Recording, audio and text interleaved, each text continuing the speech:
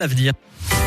DKL, les conseils de Patrick Grimm, comportementaliste animalier et éducateur canin. On parle toujours du chien, Patrick, on parle toujours de la solitude du chien. Il faut apprendre à un chien à rester seul, c'est important. On va parler de routine aujourd'hui. Tout à fait, les routines et également tout ce qui est un peu trop rituel.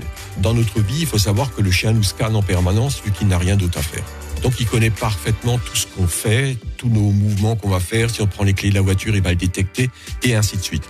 Si on a changé pendant les vacances notre façon de faire, il faudra progressivement de nouveau mettre le rituel classique en place pour ne pas affoler le chien, pour qu'il ne soit pas perturbé.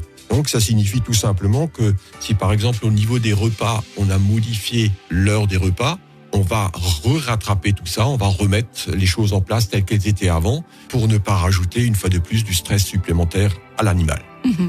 Il faut également multiplier les absences. Il faut qu'elles soient très nombreuses. Donc il faut faire X sorties. Longue, on va laisser pas le chien. trop longue ? Non, pas trop longue. On peut naturellement augmenter la durée au fur et à mesure qu'on voit que ça se passe bien. Mais au départ, il faut y aller doucement. Ça signifie 1 minute, on revient. Après, on fait peut-être 2 minutes. Mais après, on ne fait pas forcément 3 minutes ensuite. On fait peut-être 30 secondes pour la fois suivante. Ça doit être complètement aléatoire. Il faut vraiment faire croire au chien qu'on part. Et il faut même faire démarrer le véhicule. Parce que si le chien se rend compte qu'on est juste sorti dans le jardin, il va pas forcément stresser. Donc pour augmenter ce stress et l'habituer à ce stress, il faut vraiment partir, quitter les lieux pour imposer à son chien, on va dire, cette période où il y a un pic d'émotion qui va se faire.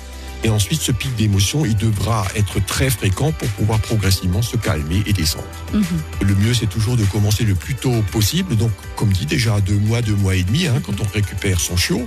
Et ensuite, le problème, c'est qu'il faut l'entretenir. Et on fait ça tout au long de la vie du chien, alors. Ça arrive même que le chien devienne beaucoup plus stressé à partir du moment où il prend de l'âge. C'est même à 8 ans, 9 ans qu'il faut le pratiquer. Donc ce n'est jamais acquis. Malheureusement, l'hyperattachement peut se produire à n'importe quel moment. Ah d'accord, donc on peut pas dire c'est acquis, c'est bon, Non. il a l'habitude, Non. il n'y a plus de soucis. Non. Ah bon, Non. d'accord. Eh ben très bien. Rendez-vous demain, Patrick. DKL, retrouvez l'ensemble des conseils de DKL sur notre site internet et l'ensemble des plateformes de podcast.